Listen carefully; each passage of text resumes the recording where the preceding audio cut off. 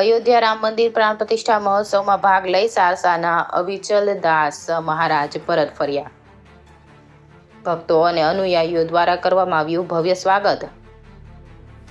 ગ્રામજનોએ ઉત્સાહભેર આગમન યાત્રા યોજી.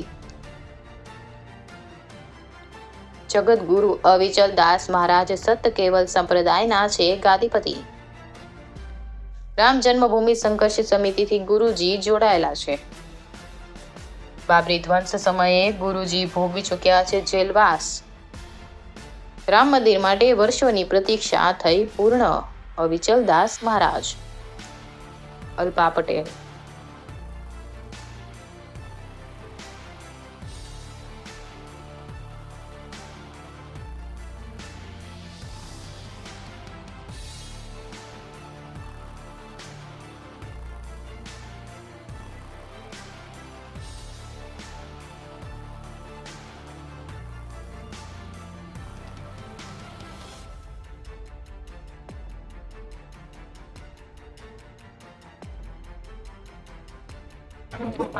जी बिल्कुल जी, आज आप आए છો સારસા મુકામે, શું કહેશો?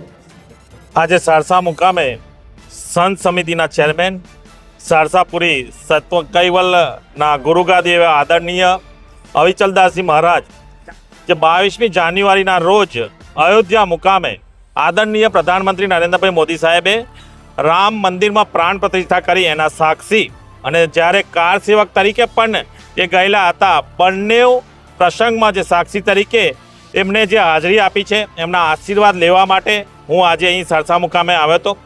એમનો આવકાર જોઈને આપણને જે દ્રશ્ય છે એ દ્રશ્ય જે કાર સેવક તરીકે આણંદ જિલ્લામાંથી જેટલા પણ કાર સેવકો ગયા હતા એ રીતનું આજનું દ્રશ્ય છે.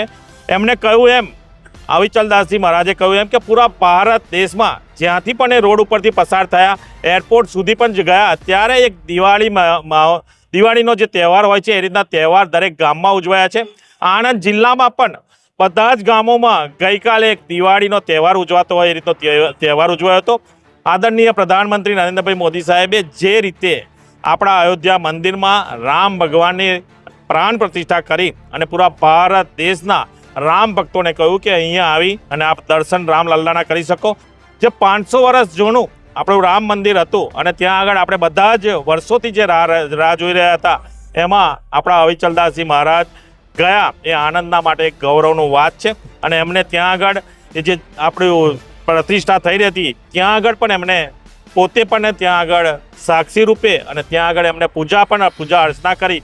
એ માટે પણ એમના દિલથી આભાર માનું છું અને એમના આશીર્વાદ લેવાનો આજે સારસા મુકામે મોકો મળ્યો છે. મારી સાથે જિલ્લા પંચાયતના સદસ્ય સંજયભાઈ અને પૂરા ગ્રામજનો અને સર્વ વડીલજીનો પણ સાથે રહી આજે ભવ્ય રથયાત્રા કાઢી અને એમને મંદિર સુધી લઈ જવામાં આવી રહ્યા છે.